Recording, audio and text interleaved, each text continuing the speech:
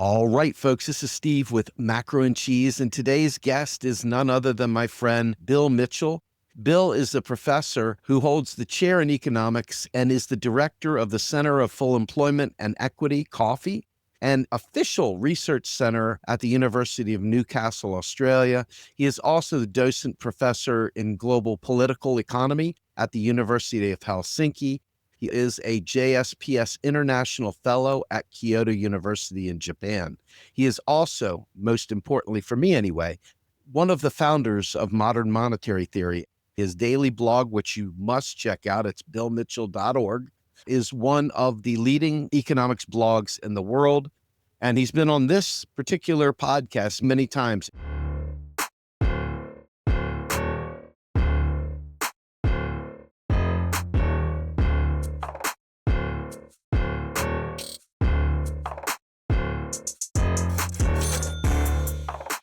If you go to our podcast and just put Mitchell in there, you will find a ton. In fact, you can go back to episode number 1 because Bill represented number 1. I think he was also 3 or 4 later. Bill, thank you so much for agreeing to join me tonight. Thank you. More than welcome. You know, this time American exceptionalism has bit me. I live in America. You get to watch what we're doing here in America. The USA, more importantly. I don't want to lump in poor Canada when I say America or Central America or South America. You know, the USA is a real cesspool of nonsense right now. We've got a president who has just spun the world into circles with his on again, off again tariffs and all the, let's just call it what it is, bullying that he has done around the world. And inside this country, we've got a lot of people that are being deported on a daily basis. Students for no other thing than speaking out. Tons of people are just randomly disappearing. We have so much pain and suffering going on in this country, and it's really an ideological thing. It's shocking to see. Even though I live here and have been here for 56 years, it is extremely foreign to me. Like, it feels so uniquely different. It doesn't mean that it hasn't been bad before this. It just means that the mask has come off. And I feel like we're in a spiral, a real serious spiral. Folks like myself and many other working class people, you can see, are genuinely terrified of what's going on. I'm just curious, as a person that is outside of the US, that gets to look inside the US from afar, what do you see right now? I mean, what is your take on the current events as they stand? Yeah, thank you. I was talking to someone earlier this morning and about this matter, and they said they drew the conclusion that the current period is worse than the McCarthy period. We were specifically talking about these ideological audits in the university system and the threats to withdraw funding for research and other matters that the government administration has been making. In universities, these centres of knowledge of each of our nations are being asked whether they've got Marxists on staff and whether they've got diversity programs, and will they accept the appointment of a federal representative on their academic appointment boards and their curriculum boards. Now, you know, it's a very small step after that you're back in a totalitarian society. And, you know, this is the land of the free, veering towards totalitarianism.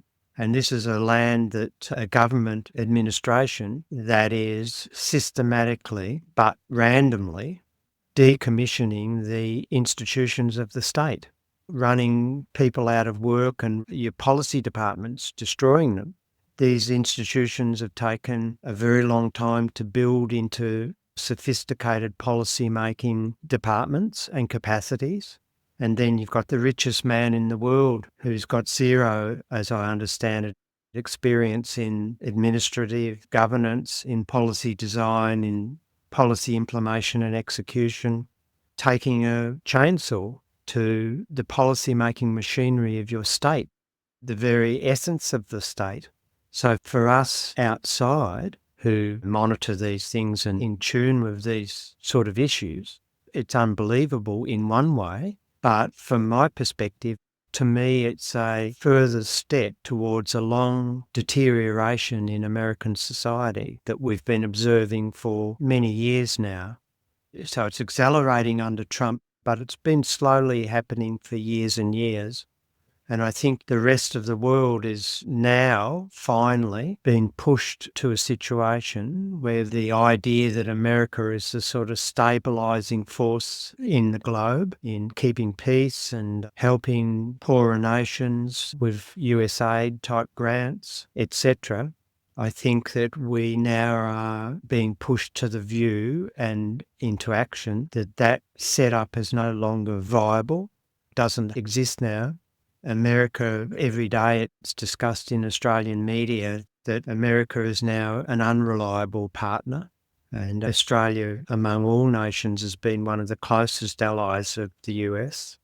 We now are talking about America as an unreliable partner that we've got to shift away from in our alliance type reliance and look to making alliances and understandings with other countries. And you've got the Department of Foreign Affairs in Canada, I'm not sure exactly its title, now issuing official travel advisories to Canadian citizens that if you have to go to America, you're advised to take a burner phone, leave your real phone at home, because there's now increasing evidence and examples of citizens of the world travelling legitimately to the US, as they have for years, for various reasons, studies, personal matters, catching up with family and friends, business, whatever, who are now being questioned at airports for several hours, and many of them are being sent back packing because they might have some tweak on their phone, some SMS or email or something that's been interrogated by the border control officials that they've deemed to be offensive. This is now a paradigm shift in global international relationships. And I think what America is doing is increasingly going to make itself isolated from the rest of us. And meanwhile, the rest of us will work through our previous differences where they exist, or build on previous understandings that may not have been formalised as much, and we'll work out new arrangements that bypass the US to the US's detriment. And I think that's what's going to happen, yeah. You know, when I remember your book, Reclaiming the State, that was a few years back. I know you saw the trajectory of neoliberalism. I know you saw the trajectory of a lot of the elements of that, but it was largely focused on, obviously, Europe and the EU and the adoption of the euro. But when you look at that framework that you guys put together back then, I mean, if you were to flash forward to today, what do you see now in light of all that research? As an economist, as a person who studies these things, the lack of understanding of MMT, I hate to say just flat out MMT, but monetary sovereignty and understanding how the currency works and understanding the great things that could be done, it's almost as if it's impossible to even consider that. They just jump to things that just make no sense to me. But your thoughts? Well, I don't even see it as a natural extension of neoliberalism. Neoliberalism is about co-opting the state to pursue advantage for selected groups in the society, the top end of town, as I call them. So there's an element of that, but there's sort of a deep irrationality going on here. Neoliberalism is a systematic, contrived pattern of behaviour and strategy, whereas it's hard to assess whether there is anything systematic and strategic going on here. There's certainly things happening and huge policy shifts and huge ructions in the continuity of American society, but I can't fathom that it's a very strategic thing. Now, I know that there's stories, narratives floating around that this is really the Silicon Valley, the broligarchs, as being reported over here. We're calling them the broligarchs now, that these sort of Silicon Valley types, who, if you go back to the beginnings of the internet, were seen as a progressive force, being able to liberate us from information poverty and bring us together much more easily as in communities and whatever. They seem to have morphed into a sort of cheer squad for the US president, because I suspect they see major commercial advantages. I mean, the internet's gone from being a non-commercial type concept to being just another money-making venture. So I'm guessing those guys, and they're mostly guys, are seeing advantages in cozying up to a wildly irrational president. I just don't see all that much strategic behaviour. I see just daily swings in pronouncements, and the administration is trying to make out that Trump's incredibly clever, that he's creating all of this chaos as a negotiating transactional strategy. It's a pretty weird way to go about negotiating from the way I see it. I think, as you said, it comes down ultimately to a battle between the US and China on the economic front at the moment. And I think Trump has seriously miscalculated that, he can bully Namibia and he can bully small countries into selling out their resources under some sort of weird trade agreement under threat of punitive tariffs if they don't. That's for sure. And America's been bullying those small countries for a long time. But I believe that ultimately the Chinese had more to lose than America in a standoff. And as a consequence, they would ultimately cave in and he would be able to somehow negotiate. He wants the valuable minerals that are required for semiconductors, etc. But I think that assumption that China would cave in is based upon the insularity in American thinking that America's great, everyone else will be subservient. Well, China's not going to be subservient to America now. China can ride this out much longer than the US can. And I just don't see that his strategy to bring China to heel will work at all. It's going to wreck America. And China's already in a very interesting development a few weeks ago when Liberation Day was first announced. Historically, South Korea, Japan, and People's Republic of China have not been friends, and there's obvious historic reasons for that. And certainly on trade, they haven't wanted to cooperate. But there was a meeting of those trade ministers a couple of weeks ago, and they've formed an agreement to pursue arrangements which will benefit their countries. And, that's an example of many that have happened since Trump came to presidency the second time, that the rest of the world is relatively quickly realising what the scene is, and they're working out arrangements to just play America out of the game. Now, what happens then, we don't know, and what will be the response of America, we don't know. I think obviously America needs these minerals. Well, there's only a few countries they can get them from. China has 50% of them. Australia has a lot of them. Ukraine obviously has a lot of them. And Greenland has a lot of them. So, at the moment, I think he's now targeting Ukraine again to get access to these minerals. I don't know whether that'll be successful. Can he bully Ukraine? Probably, because they're under severe threat from Russia. Will he try to annex Greenland? Then he's got a serious geopolitical problem because it's a NATO country invading in one way or another NATO country. How does that work? Then he's got the whole of Europe against him. So there's deep uncertainties, but I think he's miscalculated. One of the things that's interesting, if you look at Trump's cabinet or the people that work with him, J.D. Vance, these guys are all tied somehow or another to Palantir and Peter Thiel. Yeah. And you're talking about a group of people that absolutely don't believe some people should live. They believe that there is a great many people out there that just are takers and don't have any real reason to live. You look at what Palantir is doing with weapons from a AI perspective, and they have this kind of eye in the sky approach to things where they think that they can kind of do remote warfare around the world and just literally from some couch in Silicon Valley launch limited range nukes. All kinds of insanity like Skynet from right out of Hollywood, except this is real, right? So we're not just talking about bad faith, crazy actors. We're talking about guys with a gun, right? The real scary thing, and it's not giving much coverage at the moment, but the real scary thing is that Trump's got He's got 4 years. But I think Vance is in the vanguard to become the next president. And he'll be certainly groomed that way unless Trump somehow evades the constitutional restriction. And I guess he'll try. He tries anything. The real scary thing for the world, I think, is that, everybody's saying, Trump will be gone in 4 years. Yeah, he will be probably. Trump isn't really as hardcore right. Trump's just a transactional sort of opportunist, property developer. he hasn't got a grounding in the hardcore libertarian sort of militaristic tradition. Trump could almost be a Democrat in the American sense, whereas Vance is a child of that hardcore right. I think that's a really scary thing for the world, that I think Vance would be much more extreme than Trump. I think Trump doesn't really want world wars, whereas I think Vance wouldn't hesitate. I think that's a real scary thing. Vance is much more connected with the dangerous elements of the world than Trump is. Trump's just an opportunist who can give a good speech, and he is able to beguile those who are feeling frustrated by globalisation.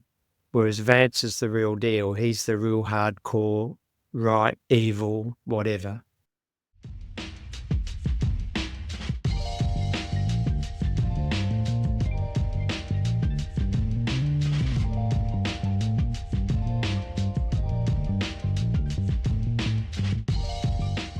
I'm very interested in your take as an economist in this particular case.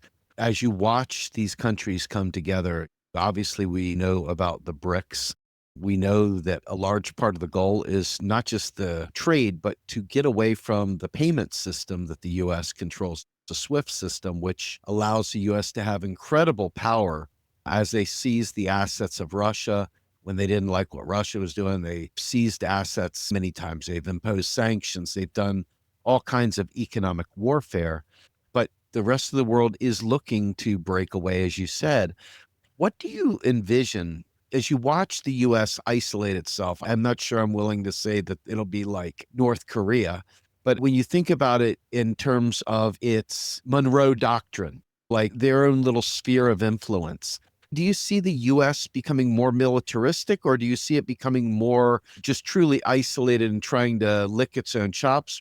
I'm confused on the economics of it all. Obviously, Trump doesn't have a coherent plan, so it makes it really difficult to go through. But let's just go with the tariffs for now. What is the impact to other countries? Like in real terms, are tariffs really going to cause the problem? Maybe they change the way they value their currency. Maybe they loosen or weaken it. Maybe they strengthen it. Can you talk about the tactics different countries might be using to counter the tariffs and what tactics the US may use to prevent prices from going up, et cetera? What I tried to do myself as a researcher was to investigate whether there was any coherent analytical material that would have infiltrated into the decision-making of the current US administration. And what appears to be the justifying documents come from this guy, Stephen Mirren, who's now one of the sort of in players of the administration. And he wrote this analytical piece, which was attempting to justify the decision to impose tariffs and why it would be in America's advantage and not to the disadvantage of the rest of the world.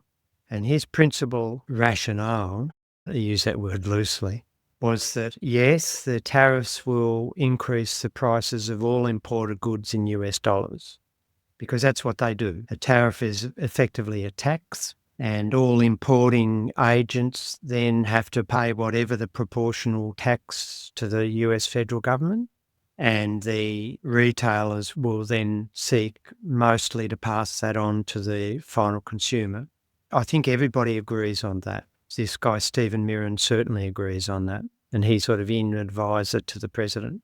But what he argued was that for various reasons, including the spectre of recession coming from the increased prices and uncertainty, was that we know historically it's true that when there's deep global uncertainty and dislocation occurring in economic sentiment, the rest of the world floods into US Treasury bonds because they're seen as being risk-free.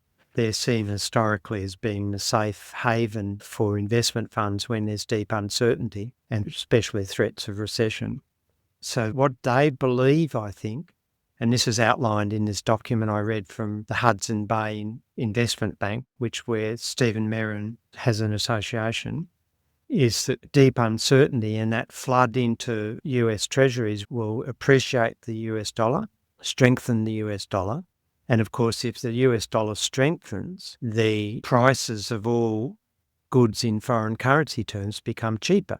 And so you get the offset happening. that the tariff increases the price in US dollar terms, but the appreciation of the currency reduces the price in US dollar terms. And I think they believe that becomes an offset. And so what happens then is that the impact of the tariff is not borne by the American consumer, because what they lose on the tariff, they gain on the increased value of the US dollar. But in that scenario, which they believe is likely, the rest of the world then bears the burden of the tariff. Now, the question, is that likely? It's possible that the US dollar would appreciate, but it's unlikely, I think.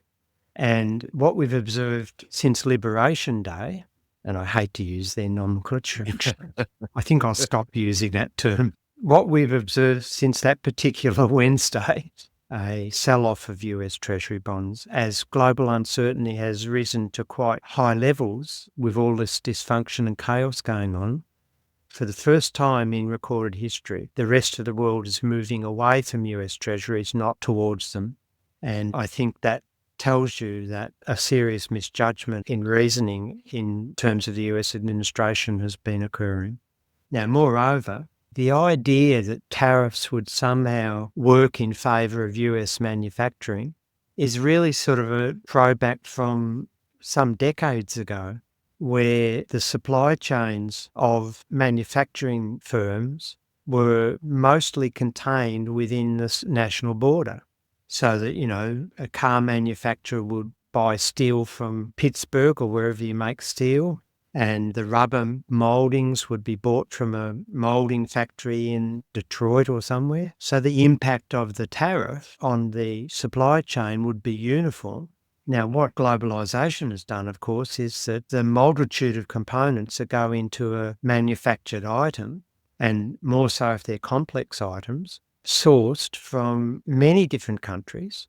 So it's sort of unbelievable that you'll have a uniform effect across your supply chain by imposing a tariff in America. It's just not possible.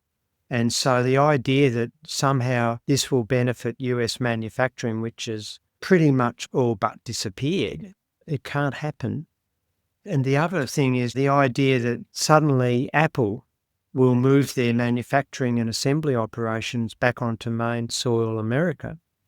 I've read assessments that there's just not enough, and there won't ever be enough in the foreseeable future, of these highly skilled engineers that are required for the processes and designs, etc., and the manufacturing processes of the iPhone and complex products like that.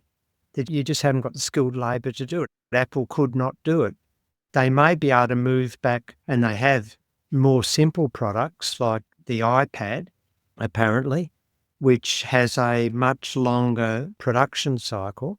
But the iPhone, they've got to innovate every year to keep pace with Android and the Chinese manufacturers. And that requires really high-skilled technical expertise that America just doesn't have. And China has in abundance, because the Chinese have been much cleverer than America and invested in the human capital skills.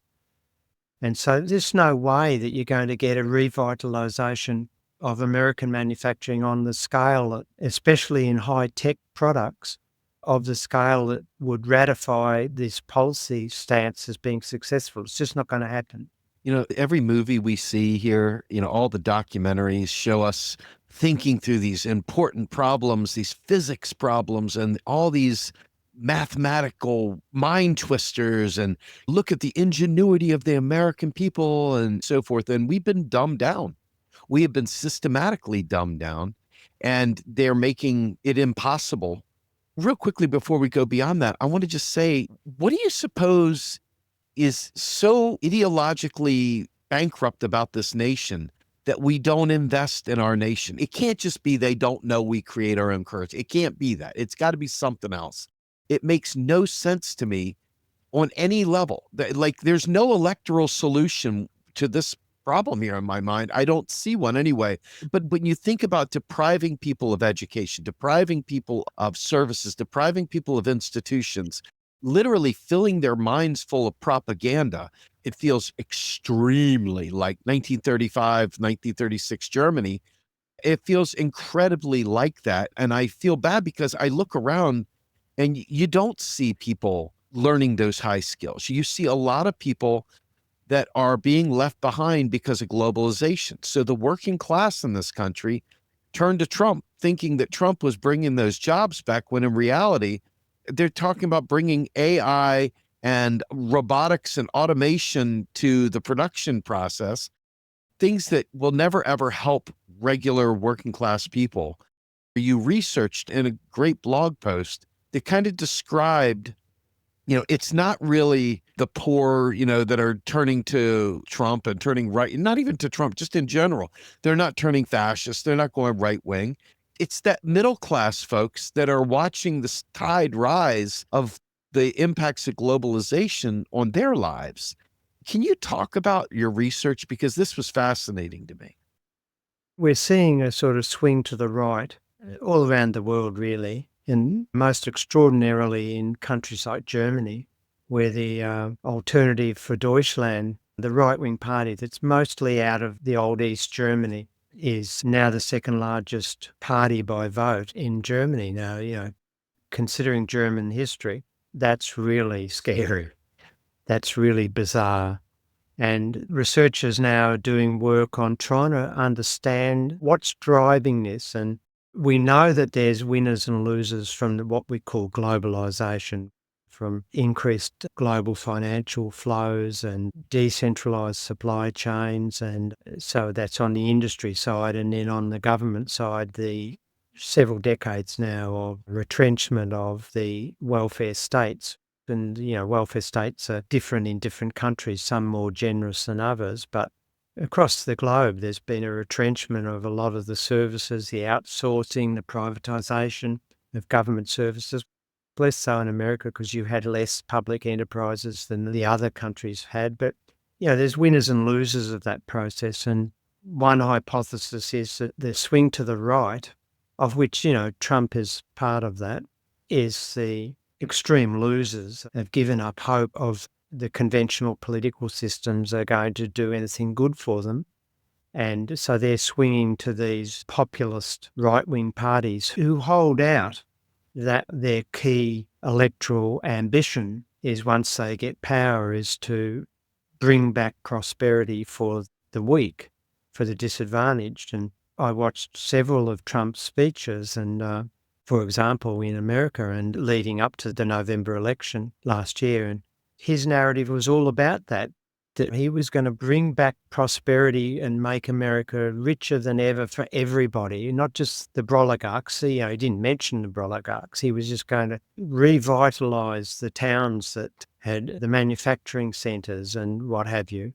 And so it's a plausible hypothesis that this swing to the right and abandonment of the conventional traditional political parties that had held sway since the Second World War, that period of peace after the war, it's a plausible hypothesis that's explaining it. But when you dig down into the research, what you find is that an alternative hypothesis is probably more valid, and that is that this swing to these more extreme right populist political ambitions and movements, the support is coming from lower middle class people who have stuff. They're not the most disadvantaged in our societies. And in survey evidence, qualitative evidence is pointing to this, that what they are fearing is unless something dramatically changes, they will lose what prosperity they've got. The research evidence appears to indicate that the lowest income strata in our societies are really still supporting progressive left policies. The educated middle class are supporting progressive policies, and the less educated middle class are supporting the swings to the right.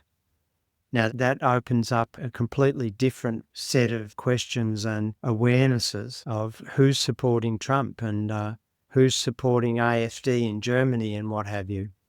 And what it's clear is that the traditional parties, so in America, the Republicans and the Democrats, you haven't yet, and you probably won't, get an emerging third or fourth force like AfD in Germany, which has sort of driven a wedge between the sort of conservative Christian Democrats and the Socialist Party, the Social Democrats.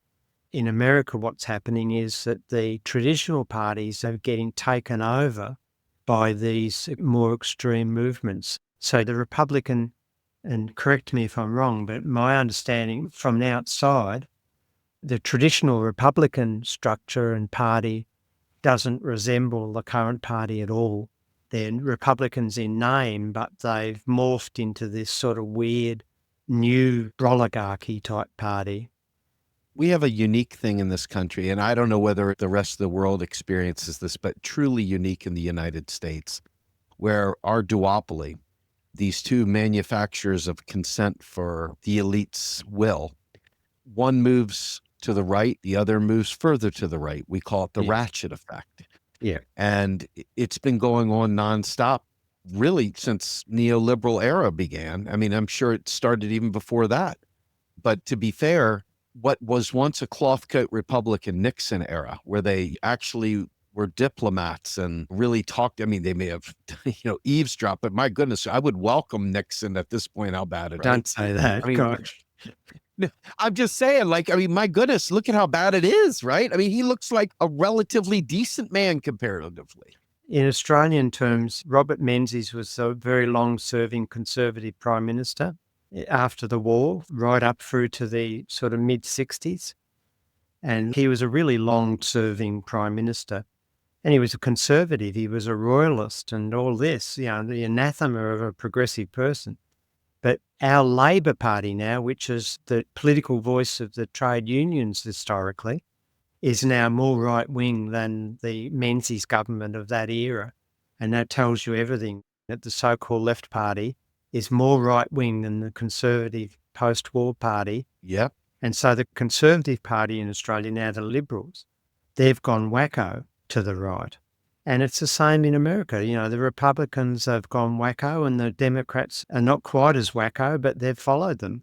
It's those traditional parties where there is scope have lost the sort of voice for the people. And that's why these extreme parties in some countries like Germany have emerged.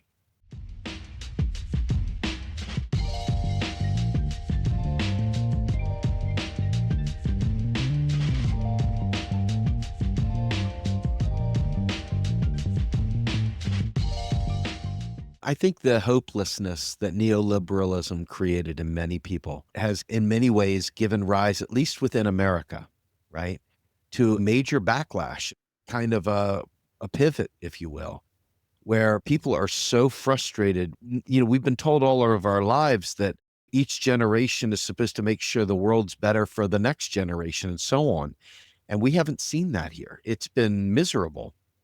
This is the first generation in history that have left our children less well off in general. Absolutely. And I frequently start in the middle of the story, unfortunately, but I think if you really think it through, people are not powerful. Individuals are not powerful. Individuals have to survive whatever elites decide.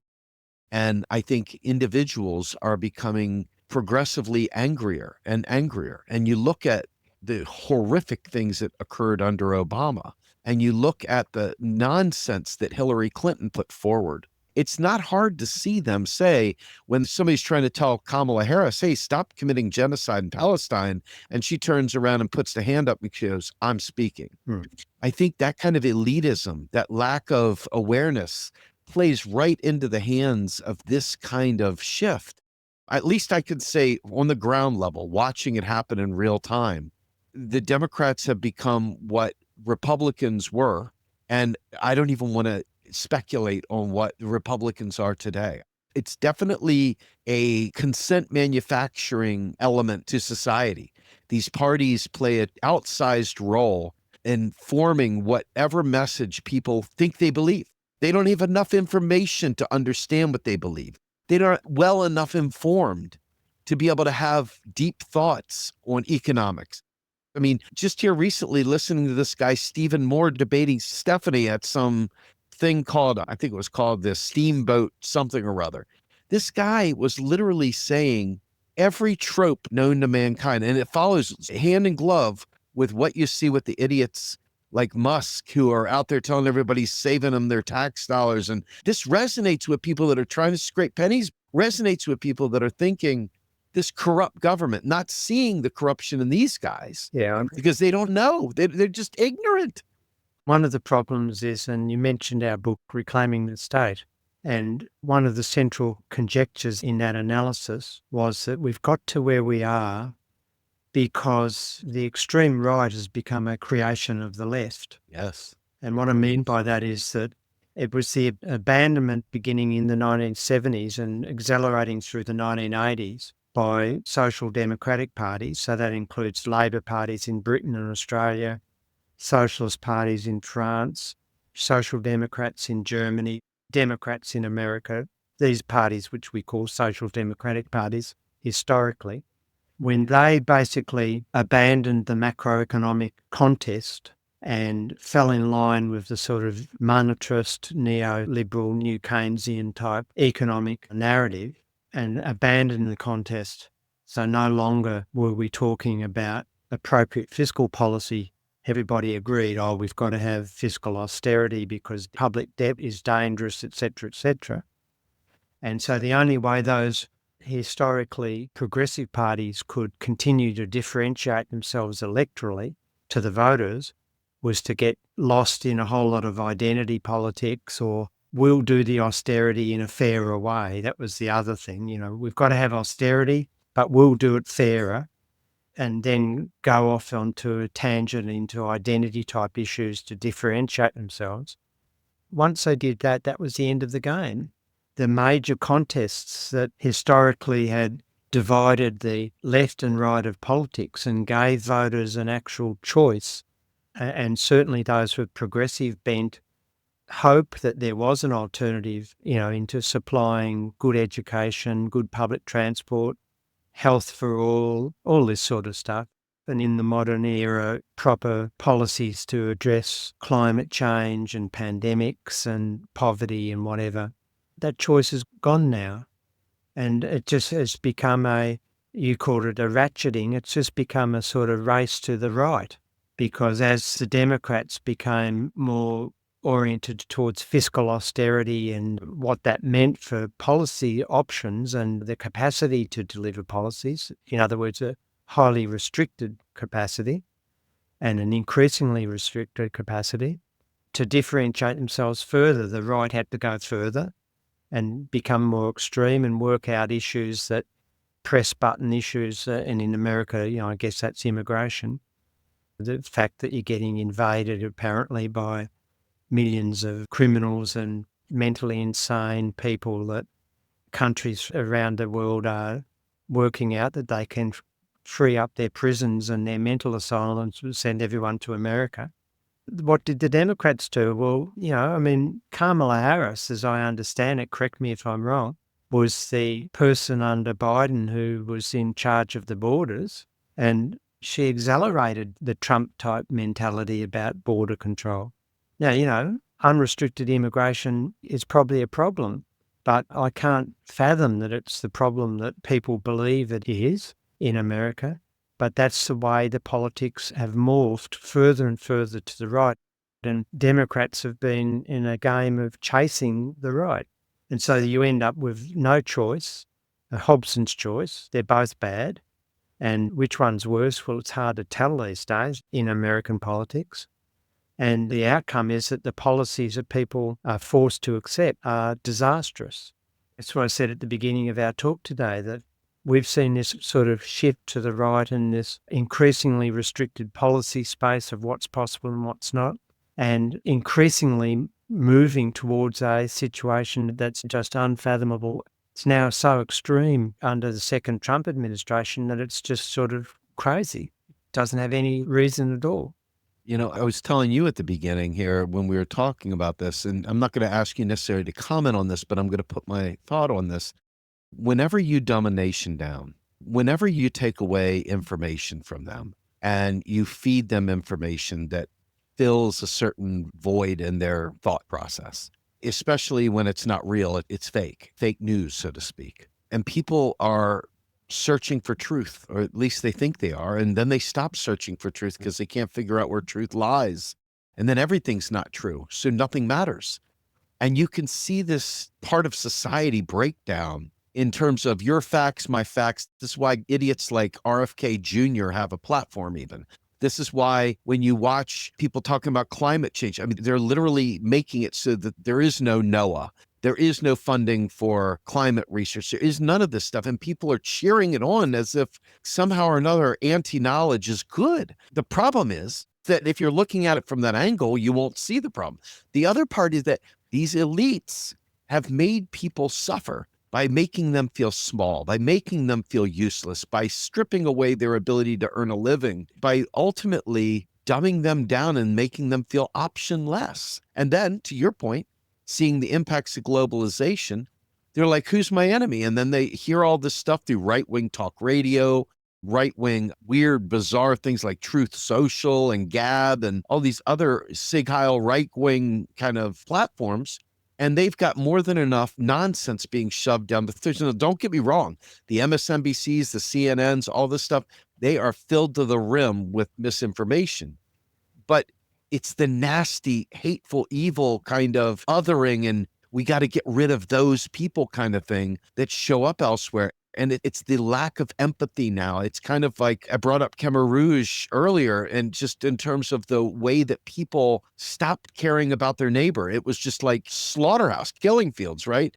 America is a corporation with a lot of people with guns, right? It's an oil company with a bunch of guns. And the more I think about the powder keg that is America, I'm not sure if we're a bigger danger to the rest of the world or to ourselves internally. Because the hate that is inside this nation, you can feel it. I feel it. You can feel the punching down, the punching sideways, not looking up and punching up. The lack of analysis, the lack of awareness of their surroundings. Anything can pass as truth, and yet nothing passes as truth. I was talking yesterday to somebody and I said that, I'm at the view that social media is net destructive. Now, I don't have a very broad social media footprint. I use Twitter and then I stopped recently and now I use Blue Sky just because that helps me communicate about blog posts, etc. I refuse to have a Facebook account or Instagram or anything like this, but my assessment of those platforms is that they created a daily habit for people who get up in the morning, get their iPhones out or whatever phones they have, and they're glued for the rest of the day and into the night, and even in the middle of the night when they turn in their sleep, to reading multitudinous nonsense by influencers on Facebook and Instagram and whatever, Twitter. And this has become our perception of information. I left Twitter because it just became increasingly nonsensical. The sort of weird stuff that was getting legitimized through information. Now, you talk about your conventional media outlets. Yes, they have definite ideological biases, but I still think most people can't see through them, particularly in economic commentary. But I still think they have some sort of regard for traditional journalistic standards. It's probably declining, but I'm not talking about Fox News here, by the way. Fox News is sort of just a rebel, just a rogue sort of state within itself, and Sky News in Britain and what have you in Australia, but they're Murdoch creations. Australia's worst export to the world, unfortunately, Murdoch. But the social media now that we're all completely besotted by is destroying our ability not only to think, not only to read broadly literature and thinking about it, but it's destroyed our ability to determine, as you say, the difference between reality and fiction. And that's really dangerous. And when you think of young children, there's an obesity epidemic in the world. Young children are increasingly not running around outside getting physical fitness, but becoming obese, sitting in their bedrooms, scanning Facebook all day. So in terms of our ability to make judgments about what's right and what's wrong in terms of knowledge that's coming to us, it's getting increasingly difficult. And I supported the Australian government's decision recently to put a curb on some of the social media in Australia. Now, that was seen as being an authoritarian thing by the Conservatives, but I think it's a legitimate way to protect children and give children some space to be children again. But yeah, these are all worrying elements. For many years, we've been controlled by the mass consumption urge.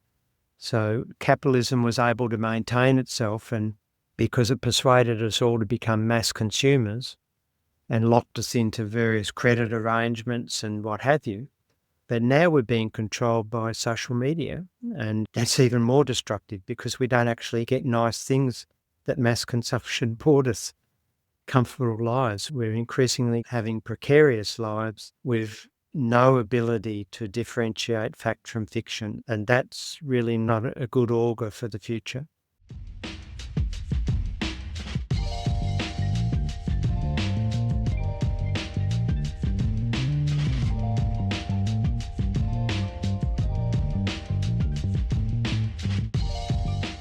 No, I agree. Listen, as we wind this down, I just want to thank you, first of all, for being with me today.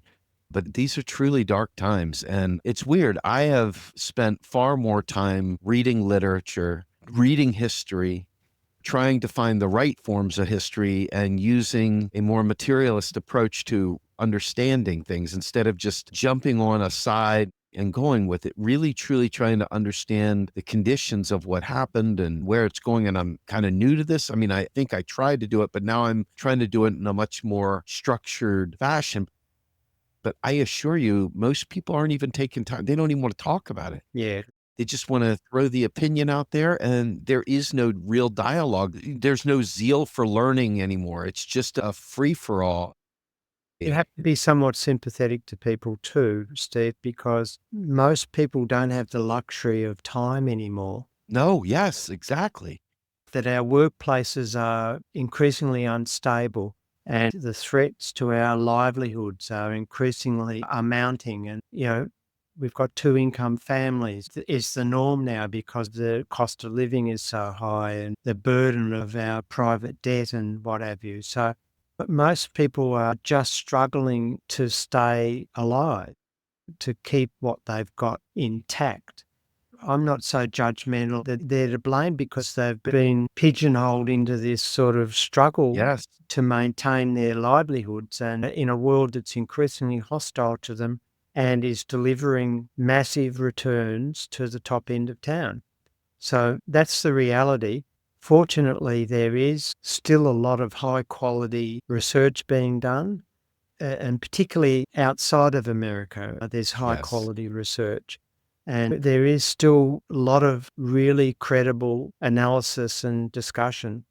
Now, how that feeds to the general population is a good question. It's not feeding there at the moment because the general population are making voting decisions that are ultimately going to undermine their existing prosperity. Americans who voted for Trump are maniacs, in my view. I'm sorry if I alienate some of your audience by saying that. Our audience isn't there. I think, Americans who thought that Trump would be their savior are so misguided. And there's sort of a denouement going on here. We're at the end game, in a way, of neoliberalism. All of the individual little crises are merging into a big poly crisis and a health, environment, employment, poverty, infrastructure, education, transport, housing. All of these crises are merging into one big, can I say it, clusterfuck. Yes. And the thing that I'm interested in, and I'm thinking about a lot, is how far can you push people? So we know that at the end of the 19th century, trade unions formed and the push for welfare states gathered pace, and the push for the state to take responsibility and use its fiscal capacity to lift people up from poverty, that accelerated at the end of the 19th century. Why? Because the early era of industrial capitalism was so punitive to people, and children in factories dying and what have you. And so eventually it got to the stage, we know this from history, that the capitalism pushed society too far.